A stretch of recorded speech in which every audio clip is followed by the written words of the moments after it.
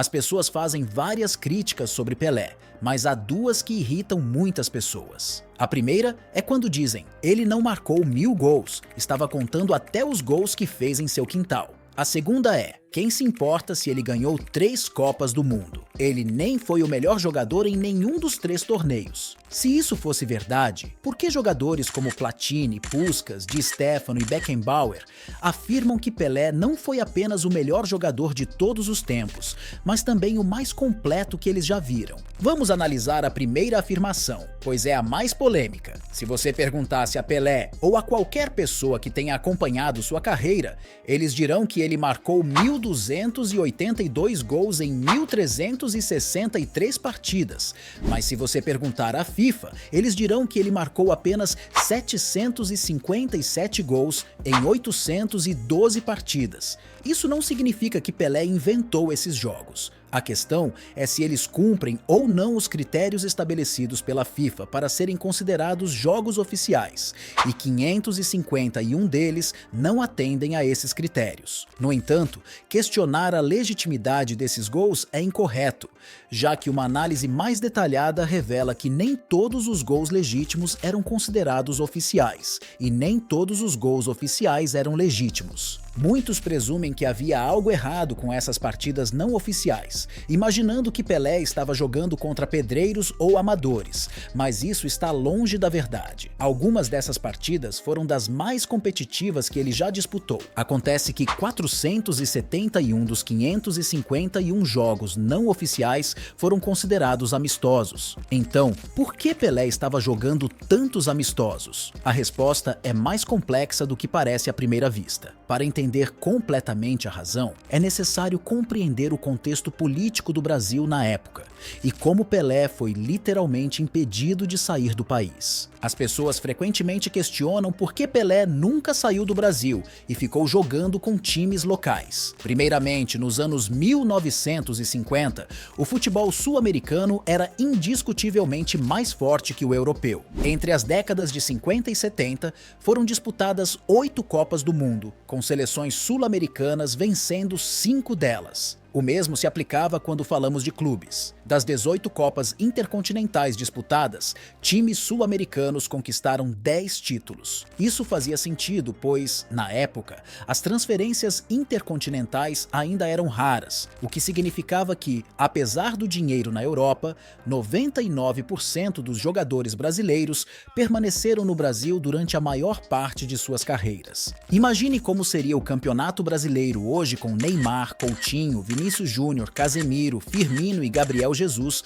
todos jogando juntos. O campeonato seria completamente diferente, assim como era na época de Pelé. Na verdade, muitos argumentam que o Santos não era necessariamente o melhor time do campeonato e que, sem Pelé, o Botafogo poderia ter dominado a época com jogadores como Didi, Garrincha e Jairzinho. Esses craques foram fundamentais para as 3 Copas do Mundo vencidas pelo Brasil, sobre as quais falaremos mais adiante. Ainda assim, nada disso impediu Pelé de querer se mudar para a Europa. Por mais que o Santos fosse uma equipe excepcional, as ofertas financeiras na Europa eram muito tentadoras. Com 17 anos, Pelé concluiu a temporada com 66 gols em 46 partidas, e com todos os clubes interessados nele, parecia inevitável que ele deixaria o país. No entanto, ninguém queria que isso acontecesse, nem mesmo o governo. Portanto, a solução encontrada foi simples. Assim que completou 18 anos,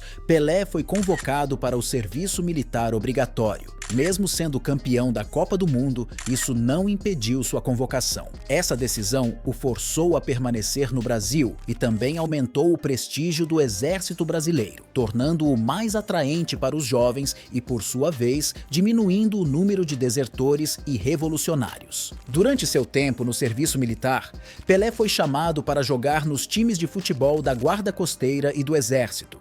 onde marcou alguns gols que foram contados em sua carreira, apesar de não serem os mais legítimos. No entanto, usá-los para difamá-lo não é justo, pois ele jogou apenas 10 partidas com o time militar, marcando 14 gols, o que pouco afetaria seu recorde de mais de 1.200 gols. Mesmo assim, você deve estar se perguntando por que ele não foi embora quando o serviço militar terminou. Em 1961, ele estava livre e clubes estavam fazendo ofertas. Mas mesmo quando a Inter de Milão fez uma proposta de 1 milhão de libras por Pelé, o Santos a rejeitou. O próprio Pelé disse à imprensa que a Juventus estava tão ansiosa para comprá-lo que os proprietários do clube, a família Agnelli, chegaram a oferecer-lhe uma parte de sua própria empresa. Talvez você conheça a Fiat, a montadora de automóveis avaliada em mais de 40 bilhões de dólares. Isso mostra como o governo estava ficando preocupado. Jânio Quadros, o presidente na época,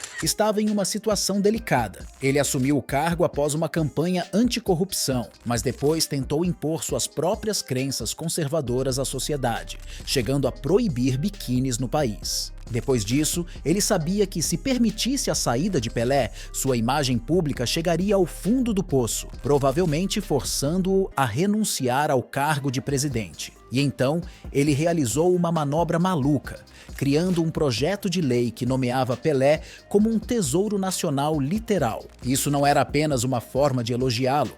Tratava-se de uma designação legal que impedia Pelé de deixar o país sem permissão oficial. Por mais incrível que possa parecer, não foi o único caso naquela altura. Coisas semelhantes foram feitas tanto a Eusébio como a Puskás. É nesse contexto que entram os amistosos. Em 1963, Pelé já havia vencido 2 vezes a Libertadores, 2 vezes a Copa Intercontinental, 3 vezes a Copa do Brasil e 5 vezes o Campeonato Paulista, sendo o melhor jogador e artilheiro em quase todos os torneios.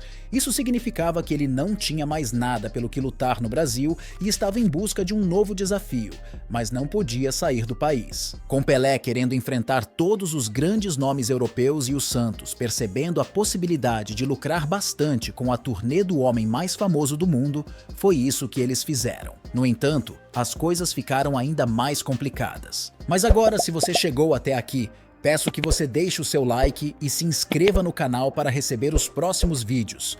Sem mais enrolações, vamos continuar. Depois de alguns anos, a turnê se tornou tão lucrativa que o Santos começou a recusar oportunidades de jogar na Copa Libertadores em prol de fazer mais uma turnê, o que significava que Pelé jogaria sua última Copa Libertadores com 24 anos. O mesmo aconteceu com a Copa América, recusando todas as convocações seguintes e disputando seu único torneio com 18 anos. Portanto, da próxima vez que alguém questionar por que Pelé jogou apenas 3 Libertadores e uma Copa América, não foi por falta de classificação ou algo do tipo. Essa situação explica por que, mesmo nunca tendo jogado na Europa, Pelé enfrentou seleções europeias em 130 ocasiões diferentes, marcando 144 gols nesses jogos. Questionar se Pelé poderia ter jogado na Europa é absurdo, pois mesmo quando enfrentou os maiores nomes do continente, seus números só aumentaram. Além disso, não pense que os adversários facilitavam para ele. Todos queriam ter o direito de se gabar de terem derrotado Pelé. Onde quer que ele fosse na Europa, os recordes de público eram quebrados. Por exemplo, quando ele enfrentou o Real Madrid, o time espanhol tirou uma semana de descanso antes do jogo, sabendo que o Santos estava em turnê e jogaria 19 partidas em apenas 39 dias. O Real Madrid conseguiu derrotá-los, mas não impediu Pelé de marcar. Uma semana depois, Pelé se vingou, jogando contra o Barcelona, Inter de Milão e Valência na mesma semana e marcando 7 gols nessas 3 partidas. Durante esse período, Pelé atingiu seu recorde pessoal, marcando 126 gols em um ano. Um feito que nem parecia tão incrível para ele, já que quebrou a marca de 100 gols 3 vezes em sua carreira. No entanto, é importante notar que, ao considerar os amistosos, Pelé não seria o maior artilheiro de todos os tempos, mas apenas o 9º, ficando atrás de jogadores como Puskás, Gerd Müller e Joseph Bican. A esta altura, você provavelmente já entendeu o que quero dizer quando afirmo que gols oficiais e legítimos não são necessariamente a mesma coisa. Mas mesmo quando as pessoas discutem apenas os gols oficiais, encontram outras maneiras de desacreditar Pelé. Muitas pessoas afirmam que na época de Pelé não havia regra de impedimento e acreditam completamente nisso, mas isso não é verdade. A regra do impedimento foi introduzida em 1925, 15 anos antes do nascimento de Pelé, e era ainda mais rígida do que atualmente. Naquela época, o atacante precisava ter pelo menos 2 jogadores à sua frente para estar em jogo, em vez de apenas um como é hoje. Além disso, marcar gols era mais difícil naquela época, porque os defensores eram muito mais agressivos e os árbitros não protegiam os atacantes. Um artigo de jornal relata que Pelé foi o jogador que mais sofreu faltas na Copa América de 1959, com cerca de 17 faltas sofridas a cada 90 minutos de jogo. Mesmo se você focar apenas em jogos oficiais, os recordes de Pelé são extraordinários. Ele conseguiu um total de 355 assistências, o que mostra que ele era muito mais do que apenas um artilheiro. As pessoas se esquecem que ele nem era um atacante puro. No Santos, Coutinho era o atacante principal, enquanto Pelé atuava mais como um camisa 10, ou no máximo um segundo atacante. Mesmo na Copa do Mundo, ele acumulou 8 assistências ao longo de sua carreira, um feito igualado apenas por Maradona, que jogou 7 partidas a mais do que Pelé nas Copas do Mundo. Isso não impediu Pelé de conseguir 86 hat-tricks, 28 partidas marcando pelo menos 4 gols e 118 gols de cabeça ao longo de sua carreira, além de marcar em pelo menos 20 jogos consecutivos. Se houve uma competição em que Pelé participou que, em alguns momentos, não estava à altura do padrão europeu, essa foi o Campeonato Paulista. Todos os anos havia times que não tinham muita chance, como o Botafogo de São Paulo, não o Botafogo do Garrincha. Em 1964, o Botafogo SP surpreendeu a todos ao vencer o Santos por 2-0. Na segunda rodada do torneio, quando Pelé voltou, os times jogaram novamente. Ao intervalo, Pelé já havia marcado 5 gols, e os comentaristas diziam literalmente que ele parecia possuído. No final, o placar foi 11-0 para o Santos. A pessoa responsável pelo placar literalmente entrou em pânico porque os números paravam no 9. Pelé havia marcado 8 gols e dado uma assistência, a única vez em sua carreira em que conseguiu mais de 5 gols em uma partida. Curiosamente, o técnico do outro time foi demitido e, em seguida, contratado pelo Corinthians, que 2 semanas depois perdeu por 7-4 para o Santos, com Pelé marcando 4 gols e dando 2 assistências. Isso significa que o técnico foi vítima de 18 gols em 2 semanas, com Pelé participando de 15 deles. Além disso, muitos dizem que Pelé foi carregado por seus companheiros na Copa do Mundo ou que nunca foi o melhor jogador em nenhum dos torneios. Eu entendo que com 14 partidas jogadas e 3 títulos de Copa do Mundo, a média de um troféu a cada 4 partidas parece meio falso, mas vamos analisar isso mais de perto. Em 1958, Pelé tinha apenas 17 anos, por isso ficou fora das 2 primeiras partidas antes de entrar em campo e marcar 6 gols e dar 2 assistências nas 4 partidas restantes. Mesmo assim, naquela época, quando o Brasil foi campeão, qualquer publicação da época destacava Didi como o melhor jogador do torneio. Em 1962, as afirmações de que Pelé foi o destaque são contestáveis, pois ele se machucou na segunda partida da Copa do Mundo, tendo contribuído com apenas 1 gol e uma assistência, nada comparado a Garrincha, que foi o artilheiro e estabeleceu o recorde de maior número de dribles completos em uma Copa do Mundo, cerca de 13 a cada 90 minutos.